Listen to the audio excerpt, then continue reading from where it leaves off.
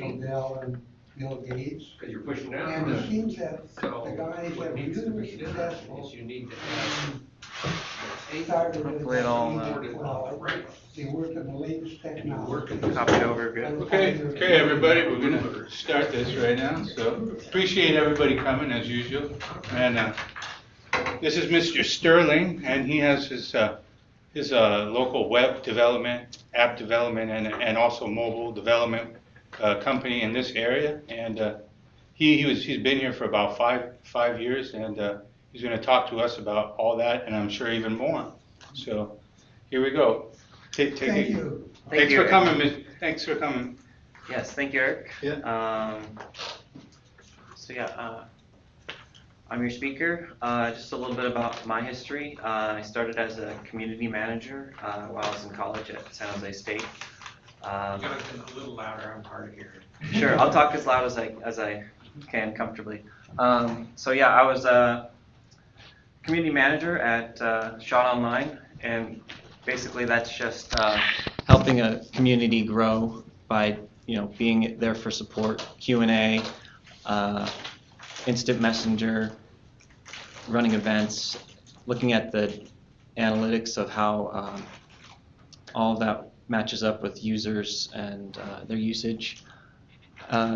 Moved on to being a video game producer, which is like a project manager. I was producer of Nightly Adventure, which is an app featured in the iTunes App Store. It's a hack and slash and town builder. Had a lot to do with the development of that, from just the dialogue in the game and building the assets and bringing that to launch. And as an entrepreneur, I co-founded a company, Tackable. We got $500,000 in seed funding from the San Jose Mercury News to build some products for them. And moved up to Coos Bay about 5 years ago, started Coos Bay Tech, and just been trying to make that work up here, doing a lot of side projects. I work with also a team called Delirium, and we make apps and stuff like that, storyboards and all sorts of cartoons and things. So some of the topics we'll cover today is websites versus apps, how to start a mobile website, content and design, digital marketing, what is growth hacking, and then we'll get into a little bit of rudimentary iOS and Android development, how to start your process to do that. One of the things I'll mention is it's hard to not get distracted. Like, we all try to work on stuff, but then we're programmed to be distracted, to like start our campfire and gather the firewood and look out for the saber-toothed tiger, and we get endorphins for every sort of notification, and you want to check your emails or play a video game. Try to resist that, because it can take up to 20 minutes for your brain to refocus, right, if you become interrupted. But if you do get distracted, try to learn from it. So one of the things this game, Fortnite, does is, I've been playing this while I was making this presentation this week. You and about a million other, right? A bunch of million others. They're big enough now so that they don't have to go through the App Store, and they can save themselves the 30% revenue fee that they take by, it's a 30-70 split. So they actually try to get people to come to their website to download their game for the Android, all the Android devices. It's not in Google Play. If you want to download it on a Mac, you don't go through the App Store. So you can also learn from what your distractions are too, and try to have fun with it. So competition, it requires consistent effort in this market now. So there's 716 calculator apps just for the Mac. There's thousands for the iPhone. So it's how many people have the same idea that you have for your website and your product, and what it ultimately comes down to is execution. We'll talk about that. Why do you need a website? It's because people judge your credibility of your business based on your website. It's a resume for your product or prototype if you wanted how you display it, and it's a sales channel for if you want to sell it. It's a great way for people to come and buy your product. Websites versus apps. So websites, they're just accessed through a browser, and they're pretty static, and they're just a website, right? Whereas an app, it doesn't require the internet to access the content after it's been installed, and it has a lot more features. You can call the databases, you have multiple tabs. It's built for all the information is there in the app, and you can access things that you can't on a browser, like the camera or other mobile features. So the app has its advantages over a website. But just to start off with steps, there's no one true way to go about doing it. I have 10 steps that I take when I start a site. These people say, gathering information is their first step, making a plan, design, development, testing, and then marketing. I start with an idea, do some research, get the site up and running, design it, and then try to promote and optimize it. And we'll go through those steps right now. It all starts with an idea. In the Silicon Valley, they say ideas are worthless because it's all about how you can execute it. I mean, I have this idea for a social media site, and it's going to be great. Everyone can share their pictures and stuff like that, but it's already Facebook, right? So, or Instagram. But if you have an idea that's already been done, it doesn't mean that it's not worth doing. It could be validating that there's other people trying to do what you're trying to do, that there's a need for it or a desire for it. We'll start with the idea. Can you say that again? It's worth still exploring an idea, even if there's other people trying to build something. Like if you want to carve spoons, it doesn't matter that other people are carving spoons. Maybe you can carve the best spoon or do it at a better price or something. You can find your niche in the marketplace, no matter what your idea is. So after you get your idea, and one of the ideas, I'm sorry, keep going. Ideas. You want to do some research. So I have an idea for a crafts store, Coos Bay Crafts, or Coos Crafts. What would I do? First thing is I kind of research it online. I try a different search engine, DuckDuckGo. There's Bing, there's Yahoo. Of course, everyone knows Google. What is that search? Start a few terms of what you're trying to do, what you're interested in doing, and see what comes up. I was able to get Coos Crafts to be first on DuckDuckGo. Of course, Joann Fabrics, Art Connection, Dollar Tree, Yelp, they're dominating Google because they have a little bit more behind them and stuff like that. So it can pay to see what's out there before you start your project, and maybe copy what you think is working and do better what you don't think they're doing better. They're doing good enough. Domain name, pick a domain. GoDaddy is famous for it. I use InMotion hosting, but wherever you want to find your domain, that's what you got to start with. It's your company name. You probably want it to be short and accessible, and everyone knows the .com. It's less popular to do .nets and .orgs and things like that. But you can also do I can do Coos Bay .tech and redirect that to coosbaytech.com, for example. So you can get alternative domains and point that to where your main site is. Google does that a lot. So after you get a domain, you want to get hosting. There's also different hosting companies and different plans. For example, I offer hosting as a service. If I was to pick something here, I'd get the Pro because you get better performance, and that kind of matters. The speed of your site matters when people only want to tolerate so much of a load time. And you get unlimited email, unlimited bandwidth, unlimited websites. So after you get your hosting and you got your domain, you'll want to start installing the software on your site that sort of powers it, the engine. And there's tons of different scripts to choose from, depending on what you want to do: a blog, microblog, forum, image galleries, a wiki, social, networking, gaming. Once you get your hosting and your domain, you get all these options that come with it to say what kind of foundation or what kind of framework do you want to work with, and there's software companies that do that. For the sake of this presentation, I'm just going to show you some stuff about WordPress, but Joomla, Drupal, BoldGrid, those are all worth investigating for web development, and there's a number of other ones that are just built for cross-platform development to responsive designs and all that.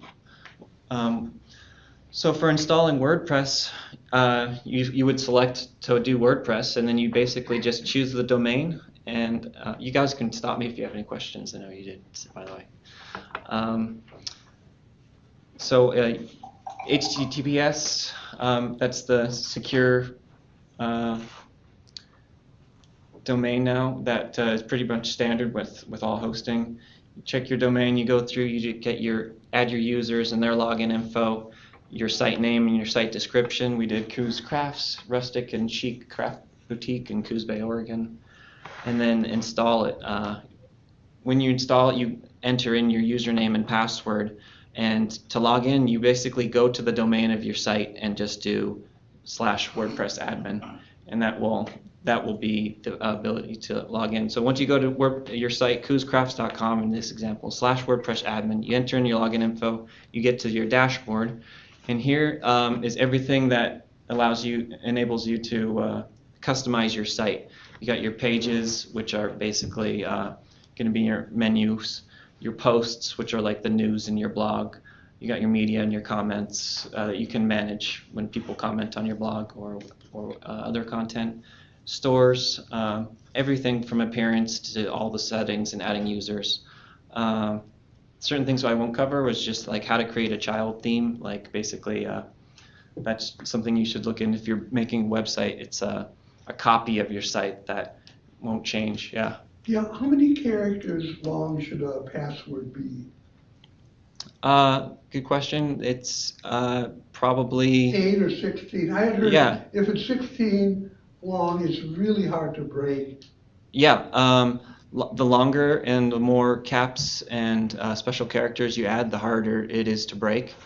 Yeah, I had heard that doesn't even matter so much as the 16 characters at that point apparently. How that works is passwords are encrypted, and that encryption turns it into a code. And there's softwares that hackers use to turn that code back into your password. And the stronger your password is, the less likely they'll be able to correctly turn that snippet of encrypted code back into your password.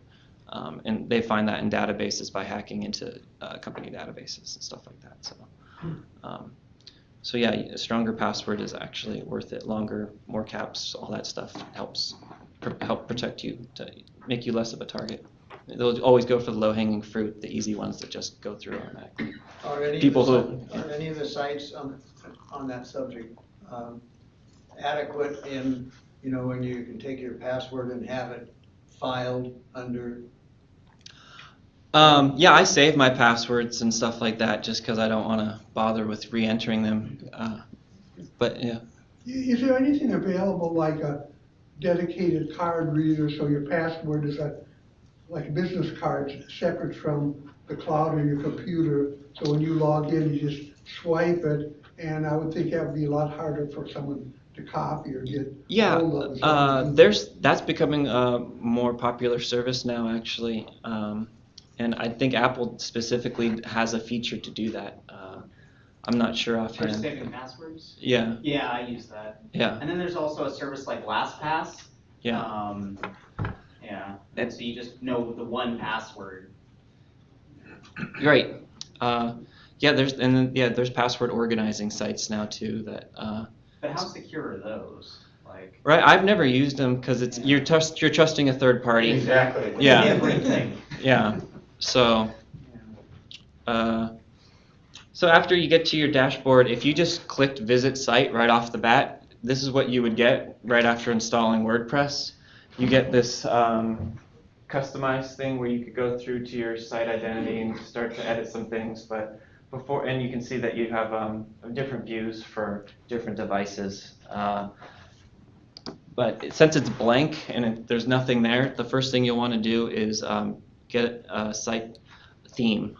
You want to keep your content and goals in mind. So for my craft thing, I'm thinking like something that will display pictures of my craft stuff. And it's important to know it's WordPress.org, not .com also, when you're looking to find themes and stuff like that. And you can do it from the dashboard itself, which I think is the next slide. Yeah. So you can just pay attention to how the themes display menus and pages and blog posts. A lot of themes have options to make them easier to customize, and some are more plug and play than others. So try to play around with a few, download a bunch, and see which ones you feel There's a lot of selection most there. comfortable working with. Yeah, and the great part is a lot of them are free. I actually use the default 2017 just because it's really customizable and I know it's optimized for WordPress because WordPress put it out. But there's some themes that are really plug and go, where you just have to throw in some content and all of it's like formatted for you and designed. And You can It's pick in Latin. yeah, it's some are worth paying for too, because yeah, they'll have really cool features, like the whole thing will be panoramic, or some stuff that you would have a really tough time developing, that it's already just plug in your content and go. So for WordPress, that's what makes it so powerful, are these themes to help you with the design, along with some other stuff. But when you're looking for a theme, now it's commonplace to next slide, to do responsive designs. It's just the industry practice. So it ensures your content adapts to the different screen views. And that's important because, if you're treating your website as a payment channel, you want it to be friendly on mobile. Yeah, what is the pricing, I'm curious, on a web page, say 1, 5, 10, 20 pages? Kind of what would someone expect to be paying for to have it done? For me, I charge around here $25 an hour, and a website can take up to like 10 hours for your basic one. So you're looking at like $250, $300 for the hosting.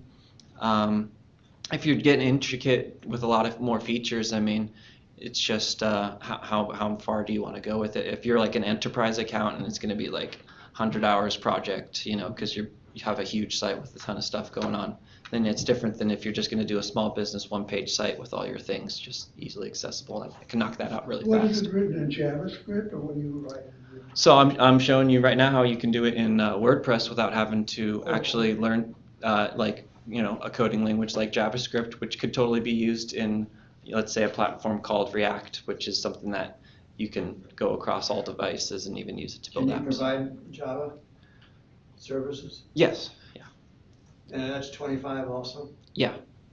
So this response thing just identifies what really works on your website is what it does. Responsive design is, it's basically a term to what you want to find with your theme is to make sure that it's going to look good on a desktop or on a mobile device when it's shrunk down. And because how it used to be is a design would just be what it was, and then it would appear on your screen as like one thing, and if you wanted to see something, it would be really tiny and you have to kind of zoom in and find it. Whereas now responsive design shifts everything and resizes it and makes it all accessible, and so you just have to scroll and you don't have to like fight to find your content. Yeah, would you have a chance today to look at our website and give us basically your opinion of it? Good, bad, horrible? Oh, he's already seen it though. Oh, Yeah, sure. I didn't think it was like bad per se. So it had all the information on it, and I found the presentations pretty easily, so that was cool. Or what we could do better, I guess. Well, Yeah, it's all subjective, really. But yeah, I'd be happy to do that after presentation, perhaps. So you have your theme, and I guess it's time to install plugins. And what these are basically pieces of software containing groups of functions that can easily be added to your site.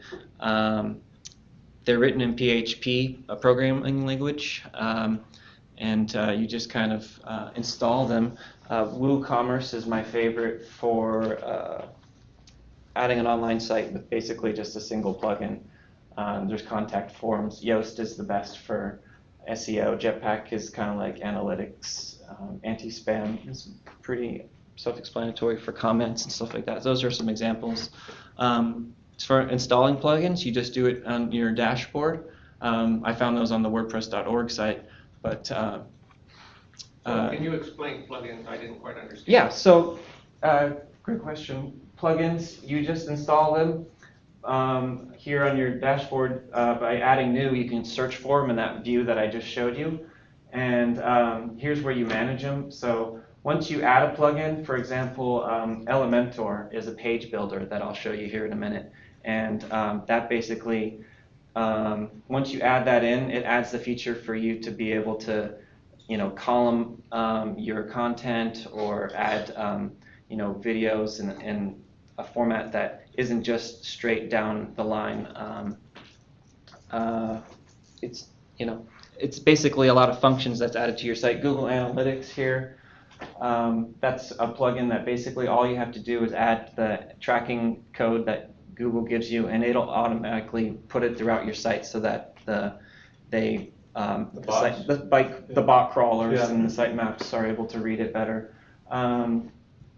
Jetpack, that's just more analytics. WordPress Forms Lite, that's a contact form that you can easily just drop in, and it's just a contact form maker. And at Yoast SEO Optimizer, what that does is once you install that plugin, it goes through your site, every single page, and it gives you like a grade on your SEO tips to make it better.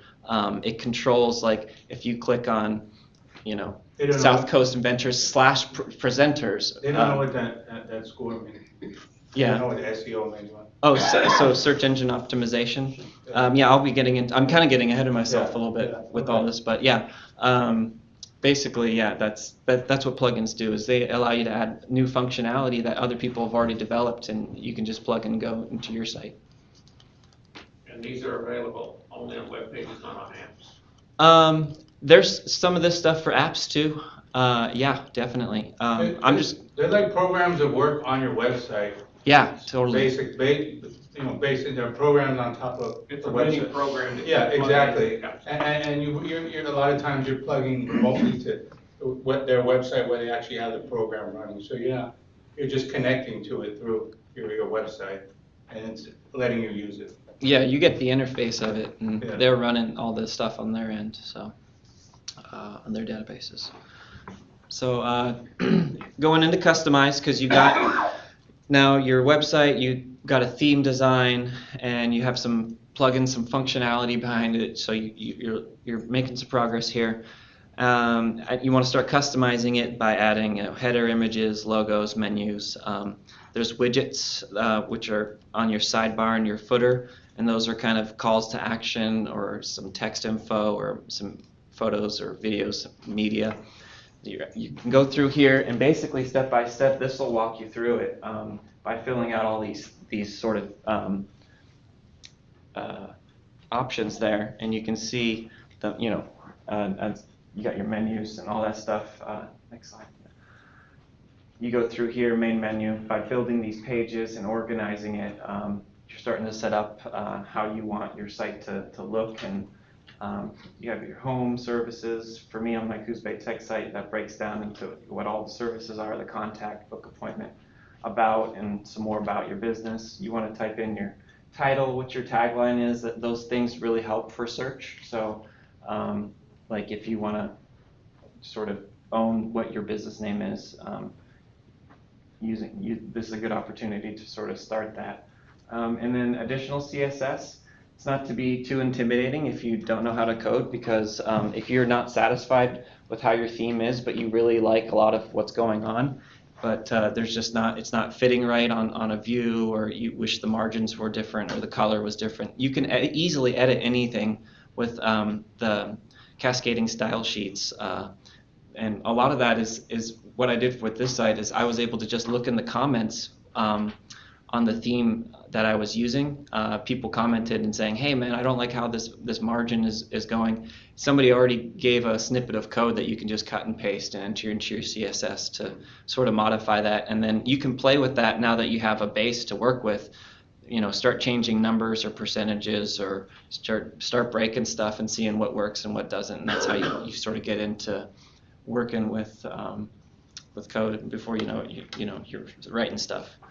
So you start to customize. You got your logo and everything, but then your site comes out and it's blank like this, right? So one of the plugins you would use was that Elementor one, which can, instead of you're just putting text and what would be a photo and stuff like that, you'll have your beautiful gallery of awesome crafts we can do. You want your store with your secure checkout, and you can learn about the team, and you have all your contact information. All that stuff has to be displayed somehow. So you want to start building that, getting all your information together, and start wanting to think about how you display it and where. Use other websites as an example, right? I would use, Apple, the #1 tech company in the world, at least by stock numbers. their site's super clean. They have just their bar at top, which is their menu with all their products on it and support. They have a very basic, like here's our title of our product, here's a tagline about it, and our call to action is, learn more about it or buy it.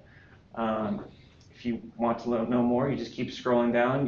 You just go from one to another, right down as you scroll to iPad to Mac to stuff. So start planning out your site. Start using other people's as an example. How do you want the user engagement to go? Think about as you land on a site, like what steps do you want them to go through? So when you're thinking about content, you want to engage your customers. This guy's learning how to.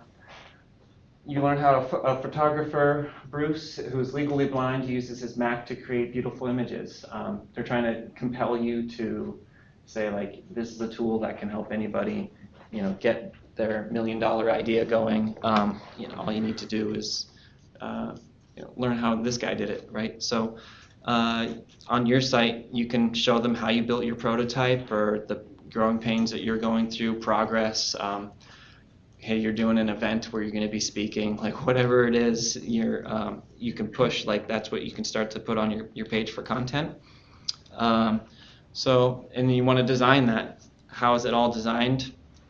We'll show you right now. You have your images and all that stuff.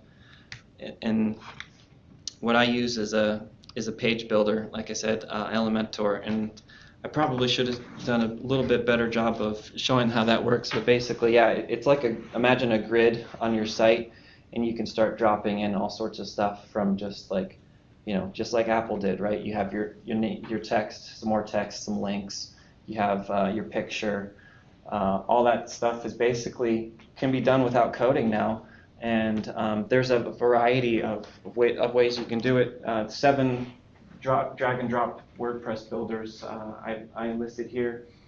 The one I recommended was Elementor, but there's Beaver Builder, Divi Builder. If you have a Divi subscription, that's a really flexible framework to work with. It doesn't require a ton of coding, and there's a lot of documentation on it. Themify, Bold Grid, Site Origin, WordPress Bakery. All those places will help you organize your content in a design scheme that goes along with your theme and make it look really pretty. And then those plugins on the back end, like Yoast and WooCommerce and all that stuff, that will help you get your SEO, your search engine optimization, how the search engines can start to pick you up and get your store going. So that's basically the gist for how to build it. Just in a quick go.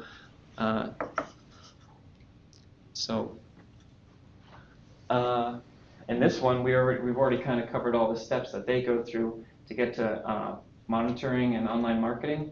Because we covered responsive designs, you want amazing content, a great layout, a simplistic and friendly user experience. Think about how they're going to engage with your site. The speed, you want the best hosting, right? The URL domain, we discussed how to get your URL. The social media integration and building a strong architecture for search and call to action. We'll cover those right now, actually. So after you get your site up, the next step is marketing. So before we get into digital marketing for your site, I just want to cover the basics of product, price, place, and promotion. You know what your product is or what you're trying to do, and price is going to determine your sales, of course, and place is your logistics. We're going to focus on promotion.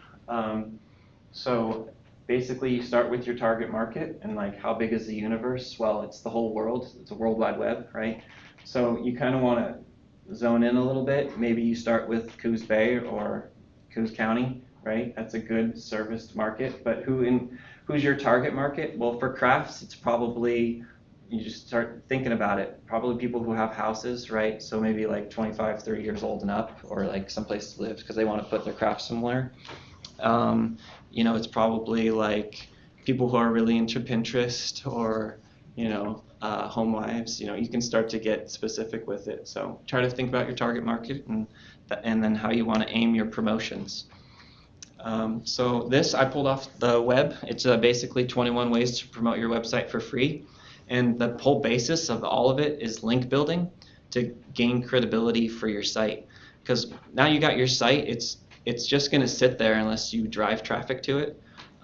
So some ways to do that starting off is get your site on a Google business page or Google. You can submit your site to Google, get it on Yahoo or Yellow Pages, wherever you can get it for free listing.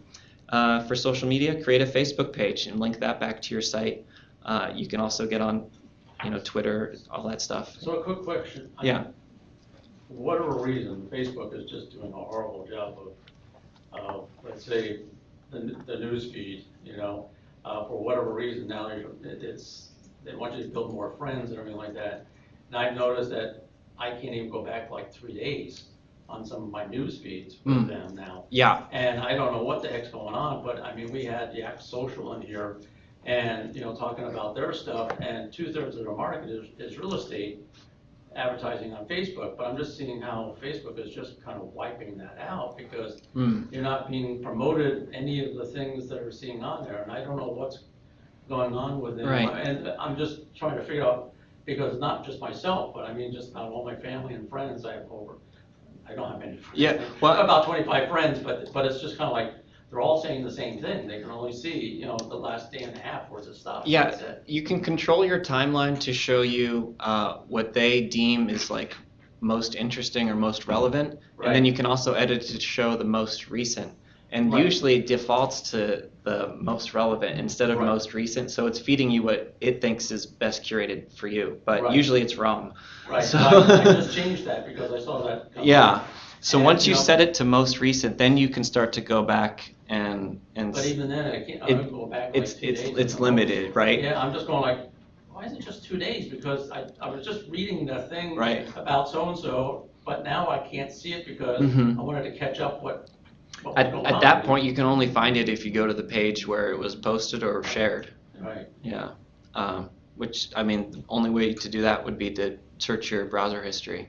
right. But it seems like they're shooting themselves in the foot. Yeah, you know what? They think they know what they're doing. I'm baffled by it sometimes as much as you guys are. So, Yeah, because I'd say half of the folks I've been talking to have said basically this is nuts, it's driving them crazy, and they're mentioning the fact that they're gonna go do something else, and so, Right. because you wanna hear what happened 3 days ago, somebody went on a trip, and we wanted to check back to see what was going on, and unless yeah. somebody put something on there, make a comment or something about that particular thing, Yeah. you're not gonna see it ever again, and it's just like, geez. Yeah, and they have another thing. Once you view the content, it's sort of marked that way, and it's not going to surface again Right. because it doesn't think it's relevant anymore for you Right, because you yeah, already it just says consumed that, and it. you read it, so. Yeah. moving on. But meanwhile, one of the friends I know that she must have had at least 50 comments on there, and they're not there now. Or that they sort of close it and they hide it. You have to sort of view the comments You and gotta then keep viewing it. it partially comes up and then you have to keep Right, and then going. it just, Yeah. to that, it goes so far, then to that, Yeah. and I was just like, I think what they're trying to do is like optimize it for mobile or, work with as much real estate as Right. possible. But yeah, it's kind of frustrating because they do keep changing things around without doing a great job of like, well, it's interesting. Educating I'm people. just talking as an engineer, just kind of like, this is nuts, because they wanted you to see their ads or something that they were advertising on there. yeah, But you're more focused on the problem rather than looking at the ads or whatever else they're presenting. Now you're spending more time trying to find out, how do I fix this problem? Right. Rather than enjoying the experience of going, oh, look at that ad. Oh yeah, I was looking for something like that. Now you don't. Yeah, You know, 100%. like, where did that thing go? Now I gotta try to find it. I Right. ignore the ads. You wanna be able- I think part of the problem is, Bob, it's so big, that it's too much for any one person to manage almost. Has a mind of its own. Yeah. Well, I could see if they're running out of server space, for all the content. That's the other thing. Just managing the Just piece. managing it. Yeah, Yeah, they're just trying to build an algorithm that works for everybody. Yeah. But it's kind of hard. that's the problem. Yeah. Trying to please everybody.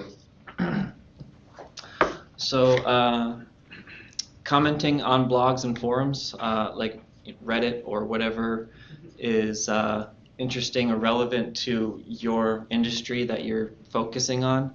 And even, you know, you don't want to be spammy. So even if it just turns out as like your comment signature, just like email signatures are a little underrated. If you send out a lot of emails, then, you know, you never know if that will click to your site or if that gains some clout for your site.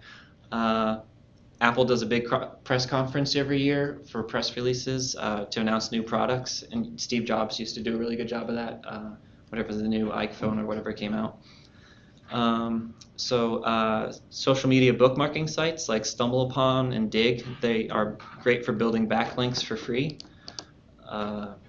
Guest authoring on other sites, if you can come up with some content and have that link back to you, that really helps your ranks. Search engines, we talked about search engine optimization with your content, trying to do it with a grade. Basically, you want to focus on all the keywords and content on your site to have that sort of build credibility for your site. Adding content over time lets Google know like you're relevant still.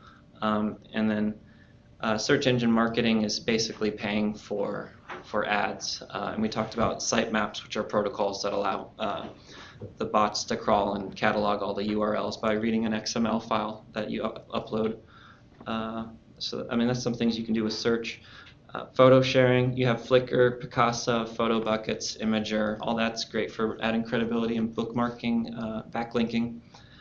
YouTube and Instagram are great for video sharing. I know that kind of falls under social media a little bit, but in content marketing for blogs. But for a podcast, you could host on iTunes or SoundCloud, and of course link back to your site. And it can be something as simple about how you dreamt up your prototype, or how you talk about how you are working on something, or whatever you want to talk about. You can just put that out there on those on iTunes and SoundCloud. You maybe get some views, but more than anything, you're backlinking to your site to sort of help your SEO. You can offer incentives for referrals for your customers. Get more into that. Free ads, free classifieds. You can do banner exchanges to find industry partners to sort of swap ads with and get traffic that way. There's link leads you can do for reciprocal links. You can also build favorites and favorite links and of relevant on your site and link that to somewhere else, and they can do the same for you. Subscribe to lists for emails. Subscribed lists, are built through opt-in forms usually, but there's other ways to get emails, like here, to sort of let people know whatever it is you want them to know and sort of click to your website. For content marketing, we mentioned a lot of examples with articles and stuff like that, but there's tutorials and ebooks, reports, webinars, infographics. Creating all that content will eventually surface itself in these search engines, and that can help backlink again. One other suggestion is asking bloggers to review your product.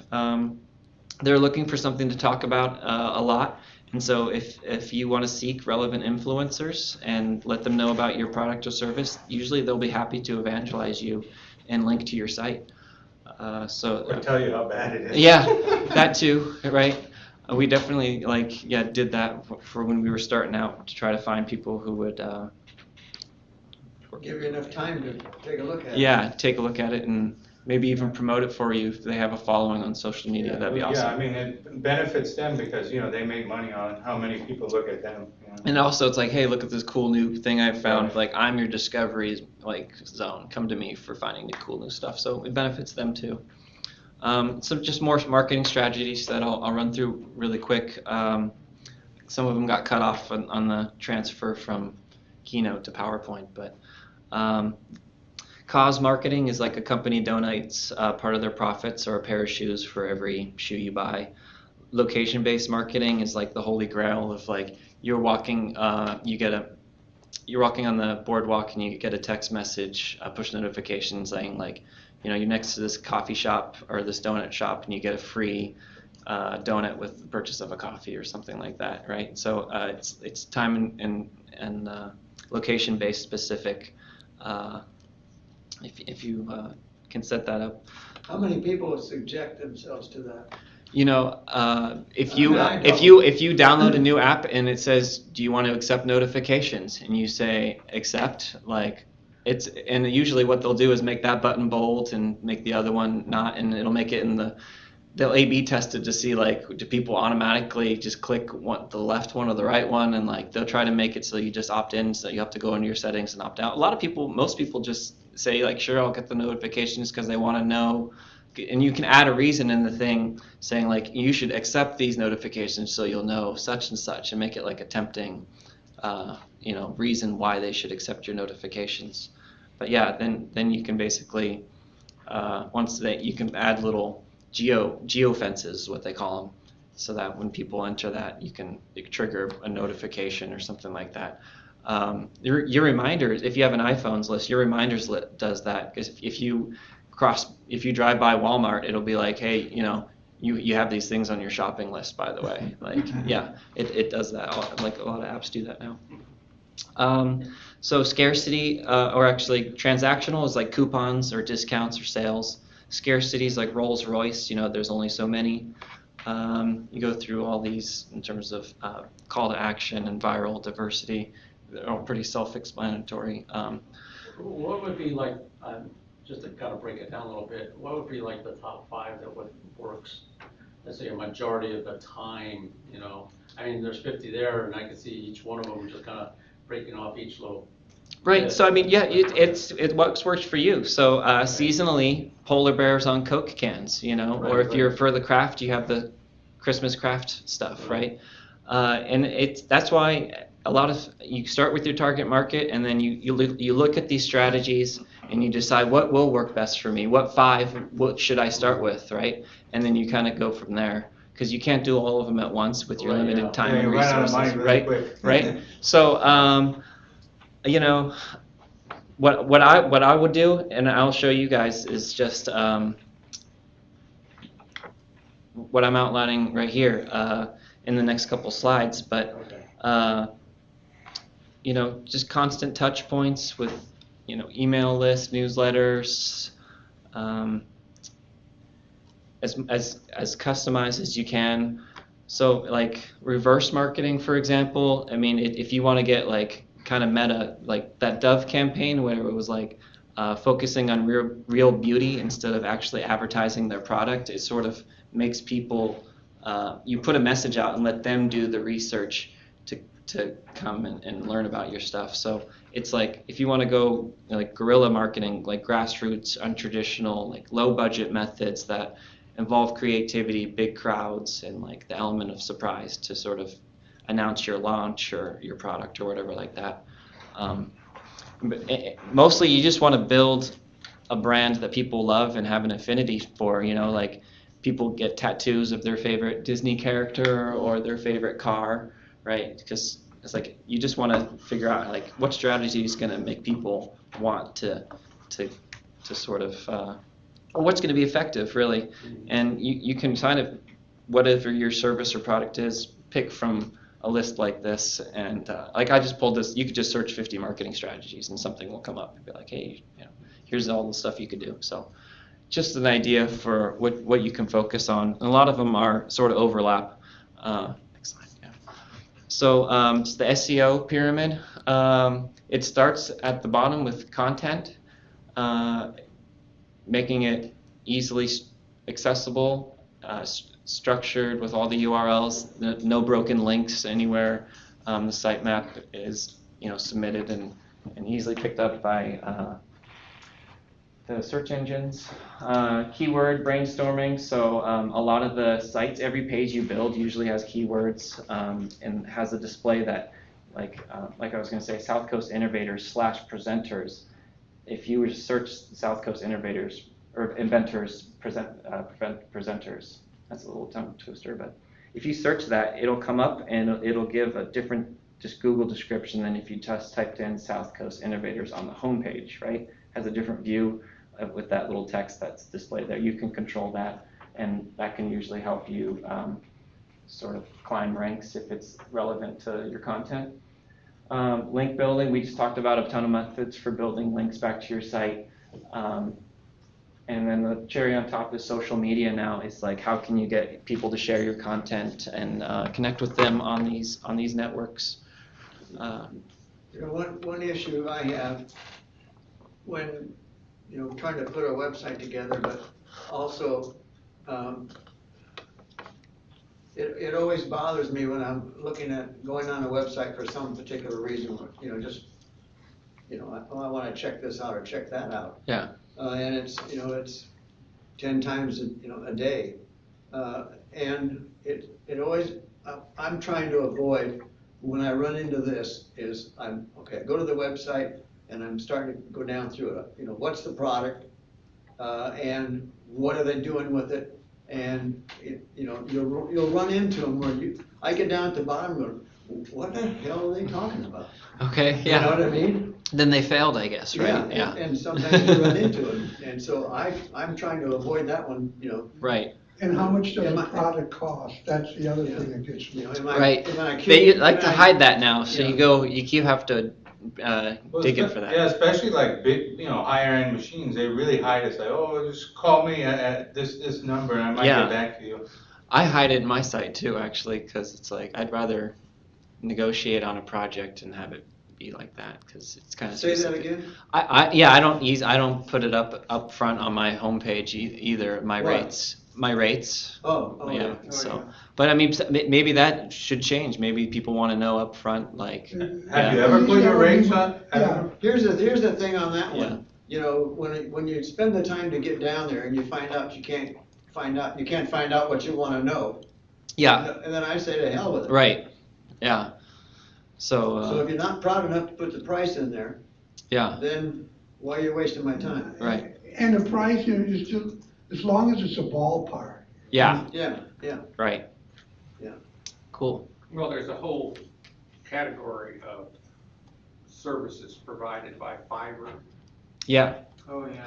And so yeah, you can get stuff for $5, but they also do stuff for like $60, right? Well, that's the entry level, Right. $5, but then you can spend unlimited money. Yeah. But this is a sample, it's $5. Yeah, exactly. Which can be great if you just want to get a basic prototype for your logo or something, right? Or there's a lot of great uses for I've Fiverr. used them, but I've heard of people doing that. Yeah. When it first started coming out on Fiverr, you could buy followers, right? For $5, you could get like 200 followers on your Facebook or your Twitter and make you look like you have more of a like clout than you actually do. But then if somebody actually drilled down and looked at who the followers were, it's a bunch of like bogus accounts that didn't really look like they were legit. So Sometimes I get like weird people following, just yeah. Well, a lot of those. I don't know what they get out of it, but. Yeah. Yeah. Well, a lot of those were overseas. I mean, the Fiverr Definitely. thing, they were Indians or. Yeah, I mean, I get those, so. Yeah, they just have like click farms or whatever. Computer farms. I'll tell you a website that I've been on probably 20, 30 times in the last 6 months, because they're doing such a fabulous job on that's drift.com. Okay. Yeah. Are you familiar with David Cancel? No. Well, they're changing sales into voice.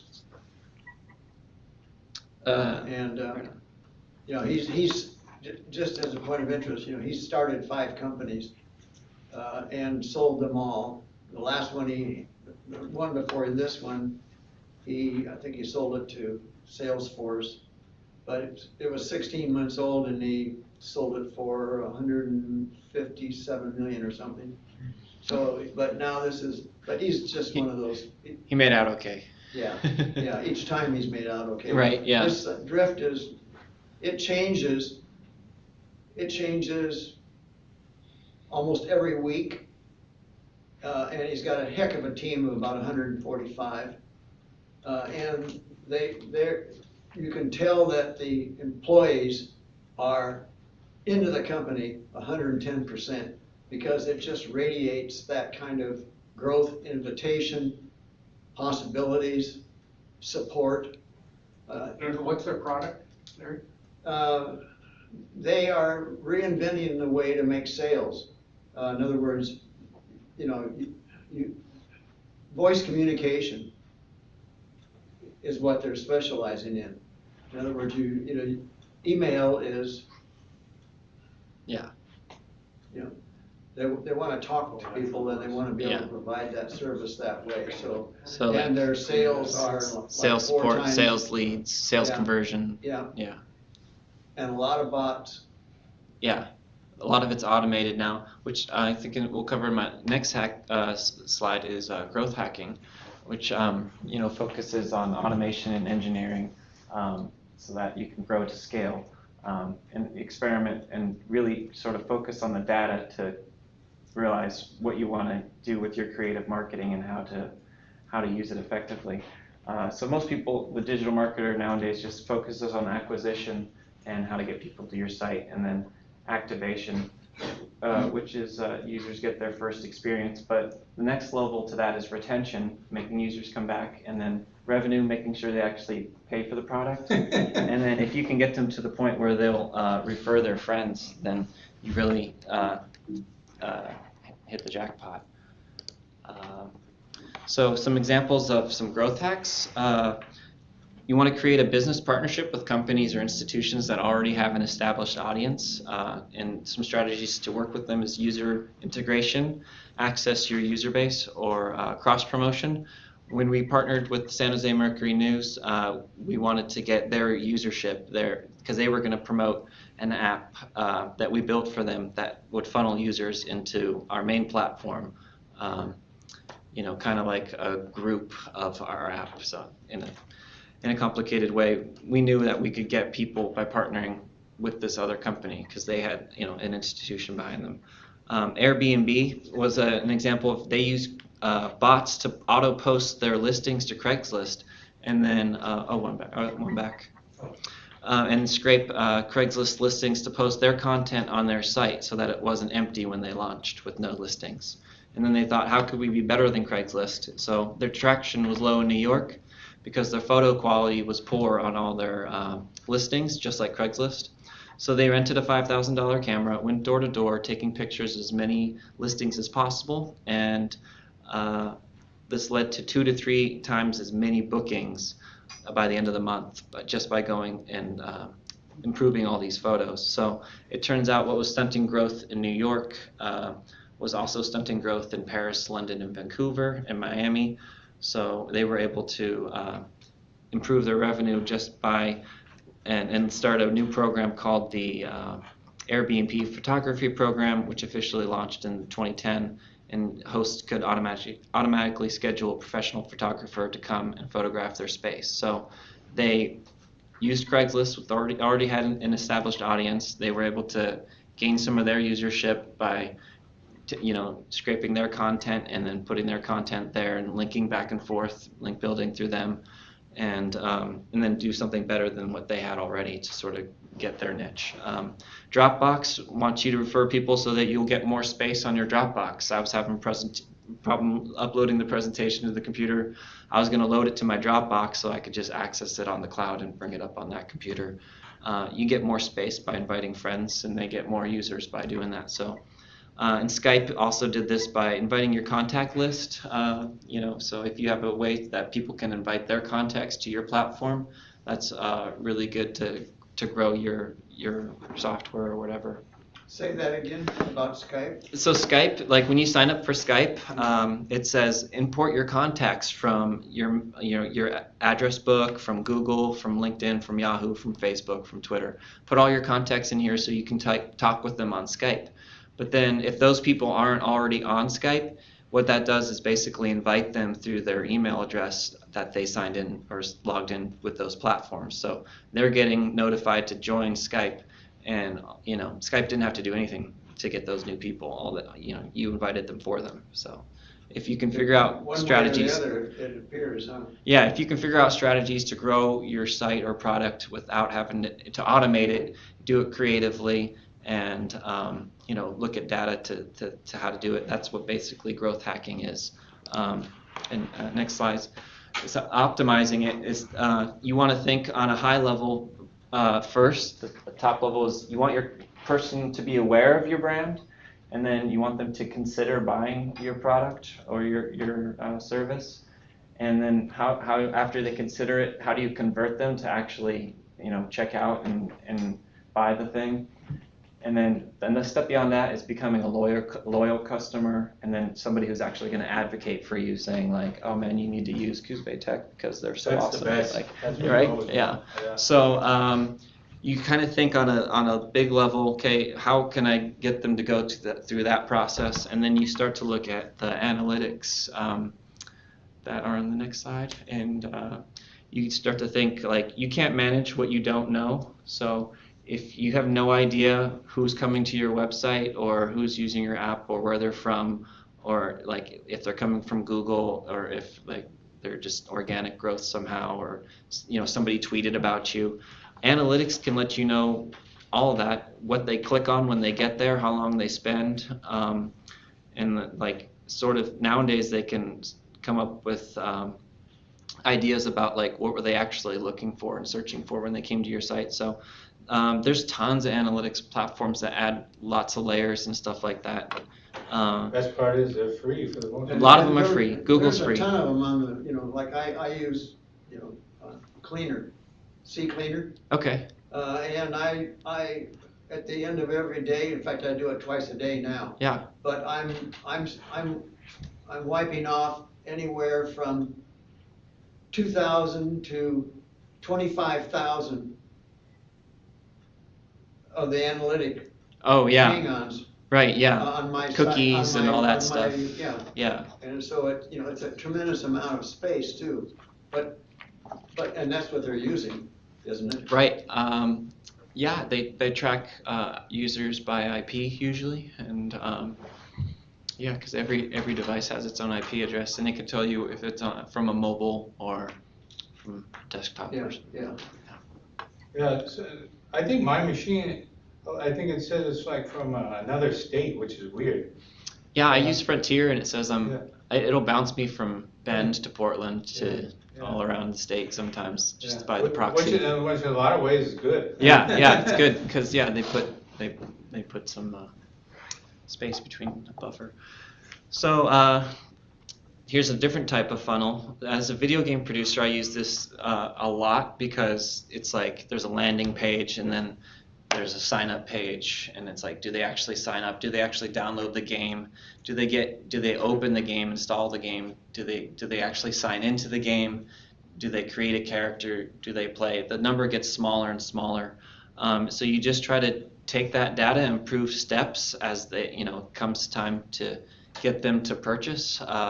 And we analyze that like painstakingly, like reducing the number of clicks you can do, anything to reduce a step or a possible drop-off point or a pain for the customer to get to inside the game.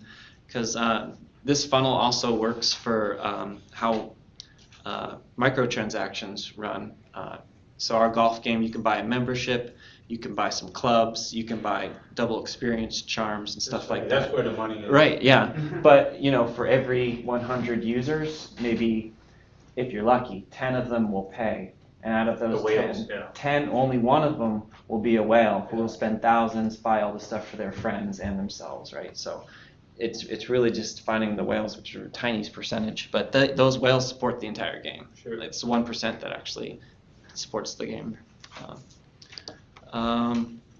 So yeah, that's something we look at, how to manipulate data in your favor to improve conversions and all that stuff. Now we'll just get into some basic developing on iOS and apps. Before we go to that, Yeah. is there anything else you want to tell them Yeah, about sure. your company, about what you would do for them as far as web development? Like if anybody has any questions about services you offer just for the web development, like say I don't want to do all this stuff, I want to pay you to do all this. Yeah, you know what, you can start to do it and then you realize like, dang, some of this is hard or time consuming, or I really just want to focus on my product or my prototype or my other business aspects.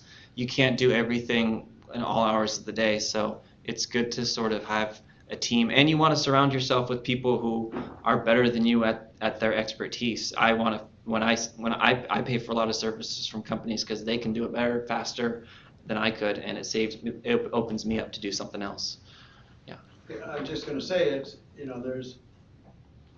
you know, how much time do you wanna take to sit down and, Yeah. okay, this is gonna take 6 months to learn. Right. This.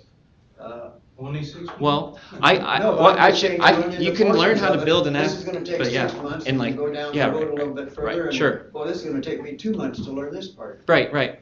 And it's just like if I want to cut firewood, it takes me how many hours to do a cord where it takes somebody else significantly less, and it's like, is it worth it for me to What's the just best buy use of the my wood time? from them when that's how much of my time would be? Yeah. I could make more doing something else. Like, yeah, it's just about, So you had mentioned Coos Bay Craft, is that a real web page or was that a prototype? That was a prototype for my wife.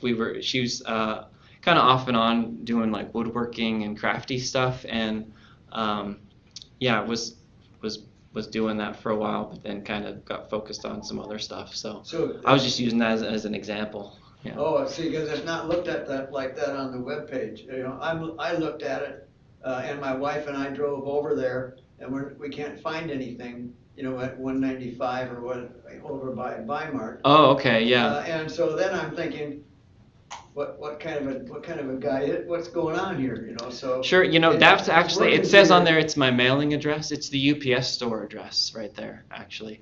But I did just get an office on Florida, McPherson. I think I told you that before, 860 Florida Avenue. So I have a real office space now, yeah.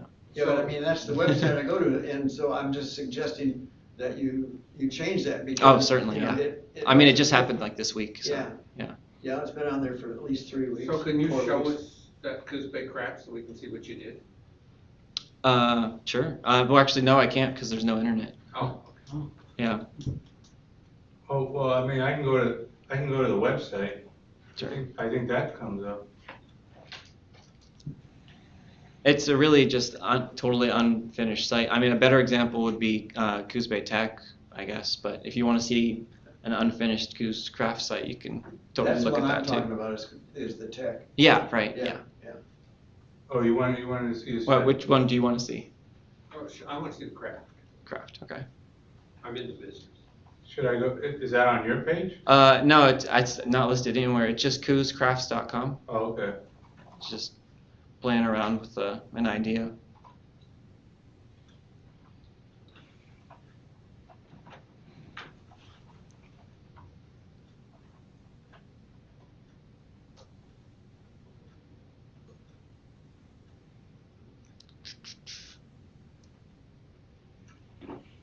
Oh, is it really not? Oh, I don't. I tried to get on before I I couldn't think connect. you're right. Yeah. Yeah. Why did they shut me down? Oh well, whatever. Sorry about that. Yeah. Okay. I was prepared to do it offline because I didn't know if there would be internet. Whoops. Yeah, but if I could, I would show you how to go through that that dashboard real quick. You could see some animations that are like there's like snowflakes falling and stuff like that.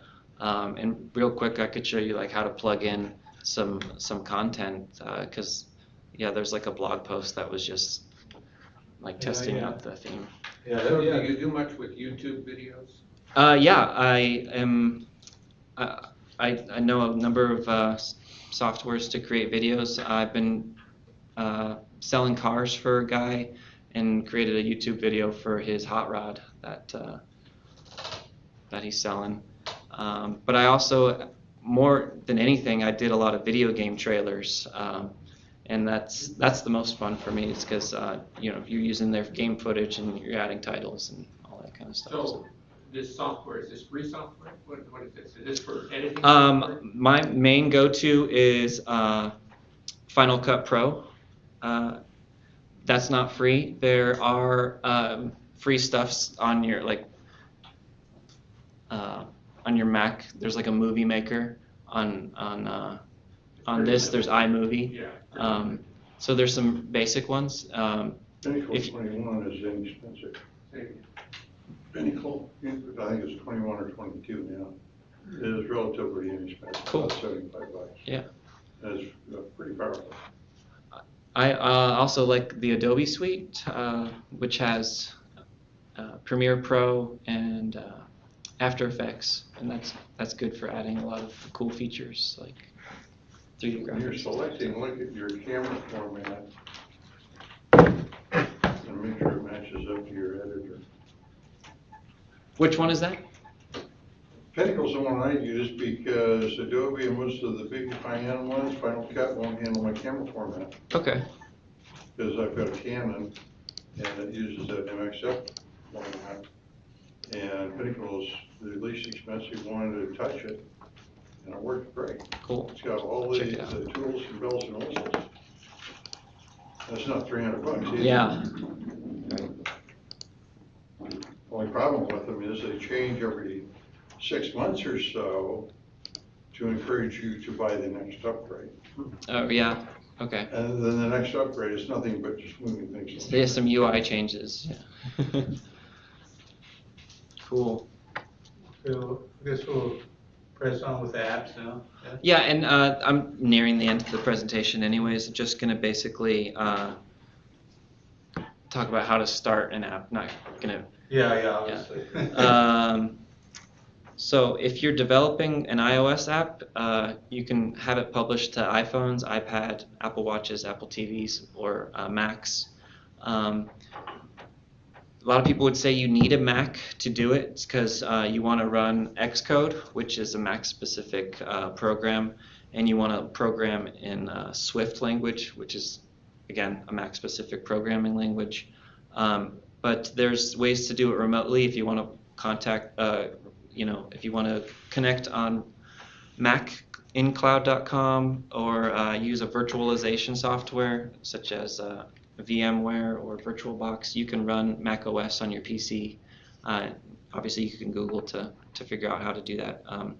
But yeah, if you can't do Xcode, there's some other ways to do it. I'll mention here in a minute. But Xcode is basically like the pen and paper for writing your app, and Swift is the language like English. I mean, luckily we know English, so it's not that hard to learn Swift as it is to learn English. But that's sort of the relationship. It comes with an emulator and some basic plugins sort of things that you can add to add functionality to your app. Just a quick view of that. This is just Xcode. You'll have all these options to add, like your SDK and all these certificates. You have a simulator to run. But basically how it works is you have a view controller, a storyboard that you can build, so buttons that lead to different pages. You can go back, map it all out, saying like this button's going to lead to a call of a database that's going to display all this information, or as you go through an app, you can start to think like, oh man, all these are sort of connected in storyboard. And when you add an asset like a button, basically once you design the UI of what you want it to look like, you just grab that same UI element and drag it into the code section for the view controller, and then you add some code to give it the functionality that it wants. And all that it's not too complicated once you get into it, because you just search on these things, you see like buttons or video or like all sorts of a library of interface builder documentation that you can throw in here. You drag it into there, and then you can look online to find some resources to how to code it the way you want to. Is that for mobile only? Yeah, it's for no, it's an example. If I got a example website of this, and I want to yeah. size it down. So here you would actually say like, I want it to go to an iPhone, or I'm going to run it to a Mac, or I'm going to run it to a watch, or something like that. So you can build an application to run on all those things, but it's going to have different views and different functionality for each one. So that's kind of answers the question. And Like, yes, but also you have to also toy with, with some stuff. with WordPress, you also get the ability to look at it. What's this page going to look like on the.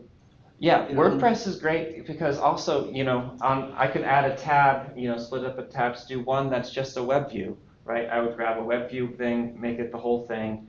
That would be it. One of my tabs would be Coos Bay Tech, and the next page would be like more of an interactive, like maybe a map or something, which would be the same thing. You throw a map in there, drag it over, connect it here, make sure the code operates. And what's going to happen is you'll type something wrong and it's going to break. And 25% of it is just building this, and 75% of it is like fixing the bug and being like, why? Because you go and you build it, and it runs on this emulator just like it would on your phone, and then all these like red exclamation points will start popping up, and like, oh, you didn't do it right. So you have to like fix it to go back and get it to work. So, that the resource, if you could go back a slide, this guy is super awesome with going into walking you through step by step with YouTube videos. Like within 20 hours, you can be building like different apps. It's Code with Chris on YouTube, and there's a number of guys out there like him. Some of them are more updated than others, but he'll teach you how to build a little interface and then write some code to respond to what you're building, and step by step. So beyond that, if you could go ahead, just one more also. There's documentation available for every sort of platform. This is Apple's developer library. There's also, like I said, third-party solutions if you can't do iOS. I mentioned that here, or I guess a little later. Getting sidetracked.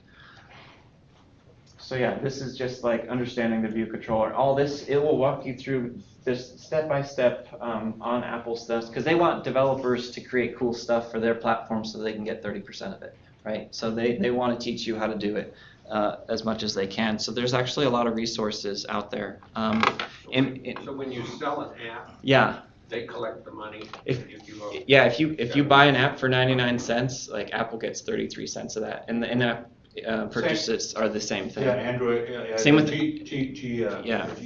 That's why that Fortnite game, they want people to download their stuff directly from their website, and that they use, actually, next slide, they use like GitHub to like host it, and so people can just download the app directly onto their device without having to go through the stores. But yeah, that's another example. How does that work on mobile? Because I thought Apple only allowed you to download stuff from the App. Fortnite has to go through Apple for their environment. Google does not make you. Android lets you do it. I have other apps that have nothing to do with the store. You just go to the website directly and download them. With your Apple? You have to enable, I forgot what, like app developer mode. You have to go into the developer mode so that you can build it without the store. And they give you the code. It's basically installing the code directly onto your device with the link. So just like an app would, or saving a homepage to your website. Basically. Cut out the middle, man. If you can. It's hard to do, but and then on Apple Mobile they don't really let you do that. So after you get your tons of resources out there, like I said, to help you get started, and you come up with a concept, maybe it's just a couple views with a web view and a few buttons, and like some information on it. The best thing to do to send it out to people is test flight, which you can use to.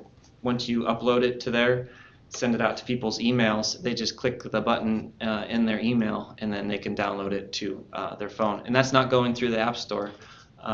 So it's a great way to beta and sandbox your app with people who you want who will give you feedback, and in a positive way without having to go to everybody. iTunes Connect is actually the site where Apple makes you submit and manage your apps. The approval process is much more difficult in the Apple Store than it is the Google Play Store, because they have reviewers who go through and confirm that it's not a copycat of somebody else's things, or if it's not like a scammer app, like trying to pretend to be a bank or something like that, to steal logins, right? Where Google doesn't, it's more of like the open range, wild west, like you can upload something. I don't know how it is now, but I'm pretty sure you can, it's not as regulated as the Apple Store, I'm certain of that. So if you just want, and same with like lewd content, like you can't upload, not safe for work stuff on the App Store, but you can get away with it on the Google Play Store because they're not reviewing it as much. So. But yeah, that's basically how you iTunes Connect is how you interface with the app you're doing. To publish an app, it costs $99 a year for a developer's license. But if you just want to build it to your phone as a hobby, it's free. It doesn't cost anything. So Xcode's free. All the documentation was free. So the only thing you need to build an iPhone app, if you're doing it through Xcode, is just a Mac. You can get a used Mac, a Mac Mini. That's a desktop version for pretty cheap now. So, and there's other ways, like if you're using, I think I did it later.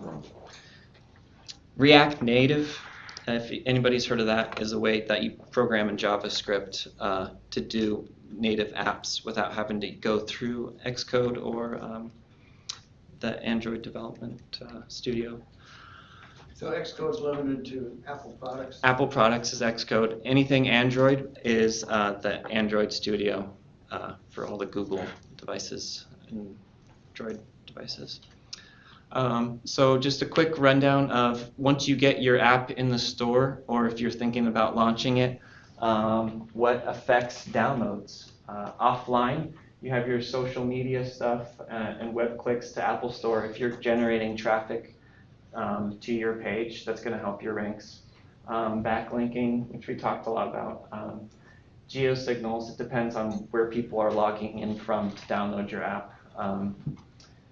So like if a lot of people are coming from the United States, it'll be higher in that rank, but if like a ton of people in Japan are downloading your app, Japan has a different app store, so it would rank differently there. Average user ratings, and app updates, how often you update your stuff, how it's used, do people stay there, do they bounce, if they delete the app right away. All that's not even happening on your page, right? Click-through rates, how often it's being downloaded, like 100 times a day or 2 times a day, and then how long of all time. Like if it has like 100 million downloads, it's gonna stay ranked even if it had a slow week, right? So. Is there anything like that for Android? Yes, I'll cover Android marketing in a second. Okay. It's almost identical, really. On the page, it's app description, your app category, and like even if you don't rank in the top 200 of all the apps, you still want to rank higher in the category that you're doing. Like if you want to rank as high as you can in just the calculator app section, right? Even if you don't make it to the front page or featured. Your developer name, your keywords, and your app name all help on your page, SEO and rank. But like I mentioned, we got one of our apps featured. The best way to do that is to find either a PR agency or a friend, or to like bribe the people who actually feature the apps, right? Because you have to get in contact with those people, send them gift baskets with your, with the prototype, with an invitation to download your app for free or something. Or Keys to the car. Yeah. You have to find a way to connect with those people on social media, or just like show up and say like review my app, or like you got to find a friend who works at Apple who can know somebody in the development the review section to give the word to the guy above him. You have to find a way to get your thing featured. You can submit it to be featured, but unless it's a really amazing, like nothing out there like it, and it shows off their new functionality really well in some way that somebody else hasn't, then it's hard to get it featured. You just have to like. That's the way that one's played. Yeah, Wow. That's how we got ours featured, as a PR agency who was friends with an executive at Apple who worked in that department who would feature our app. That's how I learned how it works. So Android Studio is just like Xcode, but for Android devices. And so that's pretty self-explanatory. You can go through and. So is there big money in making apps? Yes and no, right? So if you come up with like a Flappy Bird, which is just basically a landscape of repeating background and a few assets that can be either planned out and specifically done, or just random based on an algorithm, you can build something that's like, fairly straightforward, and then have it be a hit and sell 50 million copies and, be a millionaire. Or you could have an app that you spent 100 plus hours developing and have like 3 downloads a year, right? Because nobody can find it. So here's a crazy idea. I'm frustrated as a consumer if I want to purchase an item to get good information about that item. And if I go to the manufacturer's website, they tell you their product is the perfect product for everybody. Sure. And if you go to the Amazon, the people that rate them are not experts in that field. Right. And a lot of the ratings nowadays are manufactured, right? They're bogus, yeah. I've seen ones that have nothing to do with the product. Yeah, they're getting way worse Yeah. now. I think you can't trust the ratings. So Yeah. if you did a consumer app that was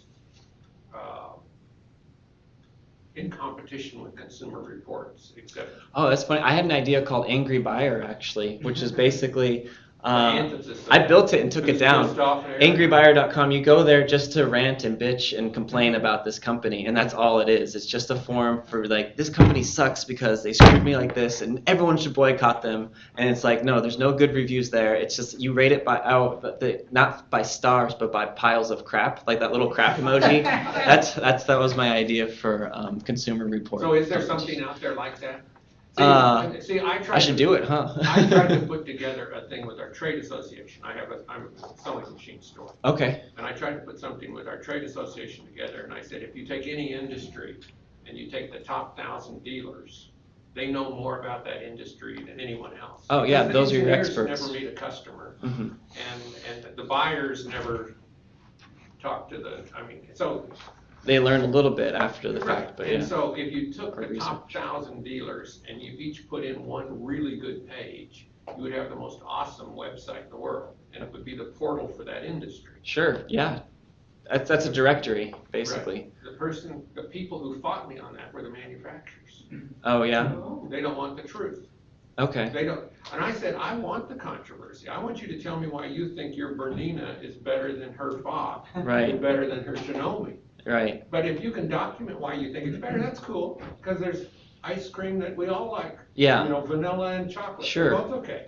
Yeah, that's a fascinating idea.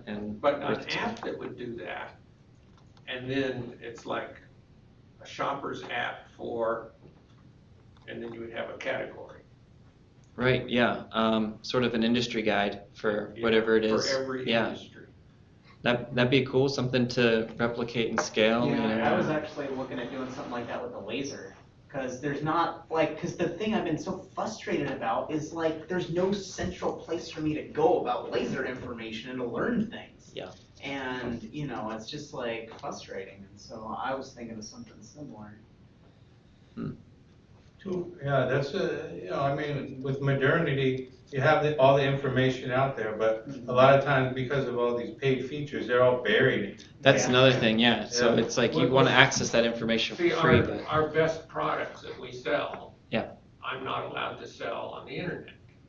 And so why am I gonna put a lot of effort into promoting this product on the internet if you're gonna slap my hand if I sell it out of my territory? sure. So what you need is to have, these are the products, this is a discussion, here's where you get it in your neighborhood. Right. Steel does that with their saws, right? Because you have to go to the saw shops to get a Steel device. You can't get it online. So, but they still promote it and stuff. So, I see what you're saying. So yeah, That's Andrews Studio. that's your idea for your site, right? That's where it all starts. Well, I failed at it. I presented it at the trade show and They didn't a lot of want it. It's dealers too liked it. controversial, or but the manufacturers are like, we don't want any part of that. yeah. Because that will destroy the industry. It's like, no, it won't. It'll make more sewers because they'll be getting good information about Yeah. what products are out there. It's kind of like Yelp for sewing. Yeah. Yeah. Except Yelp is a failure. Yeah. It's I mean, same. I'm very frustrated with Yelp. They'll call me 300 or 400 times a week and try to sell me an upgrade on Yelp. And I said, but you don't have anybody in Coos Bay that looks at Yelp. Yeah. He said, yeah, but you had 3 people last month look at your Oh. webpage. And I said, and I had 1,100 from Google and I don't pay for it. Yeah. Cool. It's something to think about, right? You found a niche, a need, a solution to a problem, and that's how it's all born. Well, that was just an idea. I don't Yeah. know if we can ever make it happen. But an app for doing it might be interesting. If you could figure out how to monetize it. Right. That's the question it always comes down to with a lot of stuff we built, and even Twitter, and like how do you monetize? So sometimes Well, that never get answered. Manufacturer give you so much a month or you'll blackball them. Yeah, right. Then you can do stuff like B2B, like ask them to buy a sponsored listing to get them at the site, or give them the first chance to just post a positive review, and then you see the other options. The same way Yelp makes money, right? You can copy Well, those. there's an interesting website called junkyarddogs.com. Okay, I think I've heard of that. And it started out by this guy at a junkyard. Yeah. And he put together a referral business. So if you type in, I need a Toyota left front fender for a 1972 Right.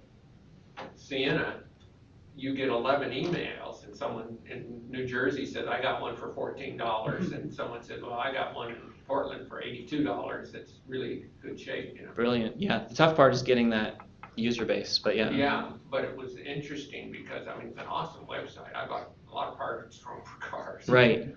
And they pull them and send them to you, and you have them in 2 days, you know. Yeah, I mean, that's obviously something that's going to be super successful. And Yeah, I think he said he spent $11,000 putting that together. I called him and talked to him. okay. And I mean, he did a really good, and you know, you think of junkyards as being the opposite of warm and touchy-feely. Right. When Dale Earnhardt died, he had this incredible memorial to Dale, you know. Wow. And it was like, wow, that's a junkyard? Okay. Yeah. Because they're a bunch of gearheads. Right. It speaks to their sort of love of the industry. Yeah. And yeah, creating that brand affinity, and it's like, yeah, here's something that we can all sort of get around as Dale Earnhardt. So, yeah, I totally get where he's coming from, and it took the time to develop it, and it sounds like he did a good job. So there's a lot to go into a site like that. So, cool. Yeah, it's a great example. Thank you. So just to wrap things up, talk about there's a developer library for Android as well, similar to the Xcode and Apple one. They'll walk you through all the steps. If you do one, is there a conversion thing? There are actually nowadays, but it definitely never comes out perfect, right? It's kind of broken in some areas. It's just like converting presentations between the things. Like there's always going to be something off, but usually you can go back and fix that. But there are stuff to make that easier now. Yeah. Double your base, right? Yeah. Just like if you have those Hooli suite or what's it called, the chat Hooli. What it does is Hoots. A chat hoot or whatever. If you post it on Facebook, it posts it on Twitter and Instagram and Google. I subscribe to like another site, All Events, and it automatically posts when I do it on Facebook to that. Yeah. That one too, yeah. Right? I like that kind of stuff. And that's an example of growth hacking, basically. So getting content for nothing. Google Play Console, same thing as the Google iTunes Connect. You have to sign up and get a developer's license and pay the fees and do all that. Give them 30% of your. Yeah, so they can work, take 30%. Yeah. And then your developer console on the next slide is just like the iTunes Connect, where you manage your stuff. You can see your downloads and your app ratings and all that kind of cool stuff. Edit your description, your keywords, and see if anyone's crashing. They'll even give you tips for optimizing based on what's breaking or what people are slowing down and are falling off on drop points and stuff like that. So, and one more slide is the Play Store is just like the iTunes App Store. You got your app name, total downloads. All these things are the highest impact for getting you to the top of the list. The download velocity, a lot of people will come out with an anticipated launch. They'll partner with a ton of ad companies that will, any ads you get in apps that come from a ad company that has all these inventories that they can scoop out, and they can place those on high velocity so that you're getting a ton of apps or downloads right when you come out, and you offer it at a discounted price for a limited time, and you have like other marketing things behind it because you want all your downloads to come at once so you can climb the list as fast as possible. And sort of optimize as fast as you can to make sure your click-through rate is all good and all that. Your descriptions, short and sweet, but also informative. People are rating your apps, and the price obviously matters. Like I said, you can do price drops are actually really effective if you come out with an initial price for the first week and then drop it just that second week. It'll start to recognize, it'll push you up on other things that scrape the store saying like, hey, there's a sale on this app, or this app just went free from paid to free. And that's how you can get a ton of boosts, even if you have in-app purchases that can help you monetize if the app's free. If you didn't So a free app, who gets paid? Nobody, right? So if you just want, like, there are sites out there, people just put them up for. I mean, will iTunes put up a free app? Yeah, there's a ton of Apple, ton of free apps. Then you gotta get all the ads and everything else that come with it. Yeah, I mean, So there's. you become the product. Yeah, so so a lot of free apps monetize by adding ads. I wish I could show you one of my apps that I made called Big Fat Timer. It's just a timer, and it's like, do you want functionality of this? No, we don't have it. Do you want to change your background? Sure, we can do that. Okay, but like basically, it's just a timer, and just keyword on sort of those sort of things and focus on that. And it's free. Anybody can download it. And then the only way you monetize is with like a little banner ad, right? Or one of those ad companies sending their ads through them, and based on all the data in your phone telling you how you're targeted to be marketed, right? With all the So if you personalized just wanted to information. do a free app just for the hell of it, Yeah, you can do that. yeah. I have, like, if anybody has an iPhone, I know the connectivity is terrible, but I'll just pop it out. Big Fat Timer. And it's just a timer, right? And so that's something for you to just play with, put it out there, see if anybody will download it and whatever, and you'll get some feedback from ratings and all that kind of stuff. What about a phone recorder? Right. In other words, There's the voice memos Yeah. on your app, and there's a ton of them that are like that you can sort of save as different MP4 or whatever. So Yeah, are you talking about recording your conversation? there's an app for Yeah. that. Yeah, they have that. They have one of those. for Android? For Android, yeah. I don't know how well it works, but I've seen it in the store. Does anybody have any questions for him regarding getting a website or a app? Will you make a basic app for someone as well? Yeah, definitely. So is anybody no? Okay. Well, I'm gonna call you, Jonathan. Yeah. Cool. Thanks. Yeah. So yeah, I mean, here's an example of how I did it. How much time you got? Sometimes you just need a big fat timer. A timer that you can see easily, and that's it. That's all it does. No frills, no features. So it's like you try to add some personality to your thing. Can you set an alarm? Nope. Can you count? Is it a countdown timer? No. It only counts up. Push notifications? Ha. Why? Ads? Someday, right? Change colors? Okay, yeah, we thought that was cool. So add a title, right? So that's it. Enjoy it. Use it for staring contests, breathing contests, seeing how much time you're spending on the toilet, beat your record, right? Keep how long. Maybe you should wrap things up. Keep track of how long somebody's talking. Maybe it will help them wrap things up, right? So, and then you download it. It's just a timer. It's a big fat timer. It's a big fat timer. So, I mean, that's just an How far example. does it go? As long